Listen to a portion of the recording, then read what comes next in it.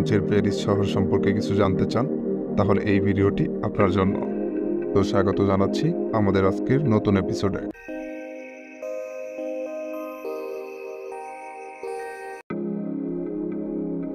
ফরাসি বিপ্লব স্মরণীয় করে রাখতে নির্মাণ করা হয়েছিল Eiffel tower. Eiffel tower Paris শহরে আকর্ষণ নয়, গোটা বিশ্বে পরিচিতি এক নাম আইফেল টাওয়ার। দ্বিতীয় বিশ্বযুদ্ধের সময় হিটলার আইফেল টাওয়ারটিকে ধ্বংস করার নির্দেশ দিয়েছিল, যদিও তা অমান্য করা হয়েছে। নির্মাণের 20 বছর পর এটি খুলে ফেলার সিদ্ধান্ত নেওয়া হয়েছিল, কিন্তু তার আগেই আইফেল টাওয়ার খ্যাতি ছড়িয়েছিল বিশ্বব্যাপী। 131 বছর বয়সী এ টাওয়ার কাছে টানছে দেশি বিদেশি পর্যটকদের, আরও সমৃদ্ধি রেখেছে দেশের অর্থনীতিতে। যুগের পর যুগ, বছরের পর বছর এভাবে মাথা উঁচু করে দাঁড়িয়ে আছে লোহা দিয়ে তৈরি এ স্তম্ভ, যা কিনা সপ্তম আশ্চর্যের অন্যতম নিদর্শন। কিন্তু প্রশ্ন হলো, পর্যটকদের কাছে দেখার মতো কি এমন বস্তু এটি, যাকে ঘিরে বছর জুড়েই পর্যটকদের আনাগোনা থাকে প্যারিসে? আইফেল টাওয়ার প্যারিসের সেইন নদীর তীরবর্তী এলাকায় অবস্থিত পৃথিবীর অন্যতম নিদর্শন। গুস্তাভ আইফেল 1889 সালে এটি নির্মাণ করেন।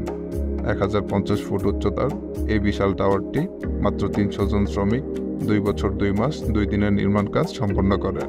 পরবর্তী 1940 সালের আগ পর্যন্ত গোটা বিশ্বে 300 মিটার উচ্চতা সম্পন্ন এই টাওয়ারটি ছিল সবচেয়ে উচ্চতর টাওয়ার। টাওয়ারের চূড়া থেকে পুরো শহরের সৌন্দর্য দেখা যায় বলে অনেক পর্যটককে আকর্ষণ করে। প্রতি বছর কয়েক লক্ষাধিক পর্যটক প্যারিসে আসেন শুধুমাত্র আইফেল টাওয়ারকে কেন্দ্র করে। সূর্যাস্তের পর প্রতি ঘন্টায় 5 মিনিট করে 20,000 বাল্বের আলোকছটা এক অপরূপ সৌন্দর্য ধারণ করে, যা কিনা পর্যটকদের আকর্ষণীয় করে তোলে। বিশেষ দিনগুলোতে আইফেল টাওয়ারকে বিশেষ রঙে সাজানো হয়, ফলে আইফেল টাওয়ারের সৌন্দর্য আরও বৃদ্ধি পায়। তিল ধারারও ঠাঁই থাকে না, দেশি বিদেশি পর্যটকদের ভিড় থাকে চোখে পড়ার মতো। আইফেল টাওয়ার শুধু ফ্রান্সের সৌন্দর্য বর্ধন করেনি, বরং অবদান রেখেছে জাতীয় অর্থনীতিতেও। আইফেল টাওয়ার উড়িয়ে দেওয়ারও হুমকি এসেছে জঙ্গি সংগঠন ISIS থেকে, তাই আইফেল টাওয়ারকে বিশেষ নিরাপত্তার বেষ্টনীতে রাখা হয়েছে।